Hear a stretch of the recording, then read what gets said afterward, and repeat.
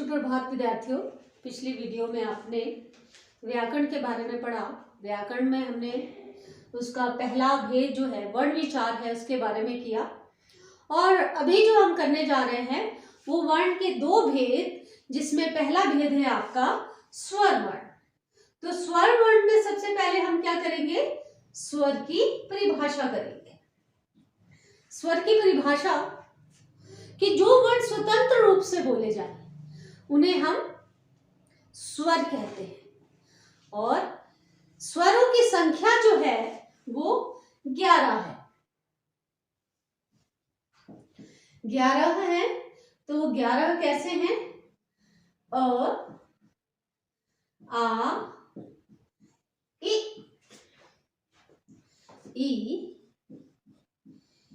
उ, री, ए, ओ, औ।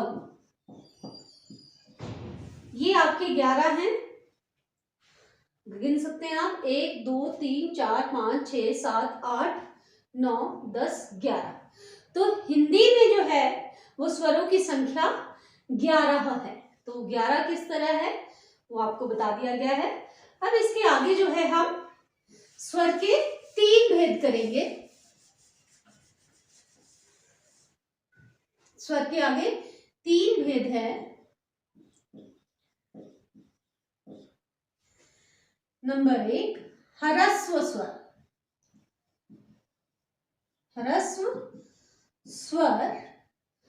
नंबर 2 दीर्घ स्वर। तीसरा है आपका प्लुत स्वर। तो ह्रस्व स्वर, जिन स्वरों को बोलने में सबसे कम समय लगे उन्हें हम ह्रस्व स्वर कहते हैं।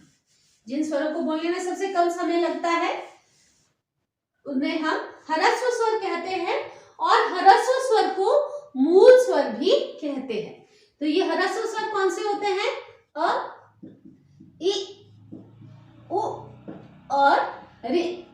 ये है आपके 4 जो है वो मूल स्वर है। मूल स्वर क्यों कहते हैं उसको हम आगे पढ़ेंगे, लेकिन अभी जो है आपका इसका दूसरा भेद है दीर्घ स्वर। दीर्घ स्वर। दीर्घ स्वर जो है उसकी परिभाषा है कि जिन स्वरों को बोलने में ह्रस्व स्वर से दुगना समय लगे उसे हम दीर्घ स्वर कहते हैं। और दीर्घ स्वर कौन से होते हैं? आ, ई, उ, ए, ऐ, ओ, औ। ये है आपके दीर्घ स्वर। और तीसरा जो है आपका अंतिम वो है प्लुत स्वर। प्लुत स्वर किसे कहते हैं? जिस स्वर को बोलने में सबसे अधिक समय लगे उसे हम प्लुत स्वर कहते हैं। और प्लुत स्वर जो है आपका सिर्फ हिंदी वर्णमाला में केवल एक है, वो है ओम। अब ओम जो वर्ण है आपका ऐसा है कि आप इसको जितना लंबा खींचना चाहे उतना लंबा खींच सकते हैं। तो ओम, इसको आप जितना लंबा चाहें उतना लंबा आप खींच सकते हैं। ये आपका हो गया प्लुत स्वर। अब जैसा कि मैंने आपको कहा था कि मूल स्वर जो है वो ह्रस्व स्वर को क्यों कहते हैं, उसकी जानकारी भी आपको पता होनी चाहिए कि क्या वजह है कि ये मूल स्वर है। क्योंकि मूल स्वर इसलिए कहा गया, ये आपका थोड़ा सा आपको ध्यान देने कि इसको मिलकर जो है आपका ये बना, ठीक है।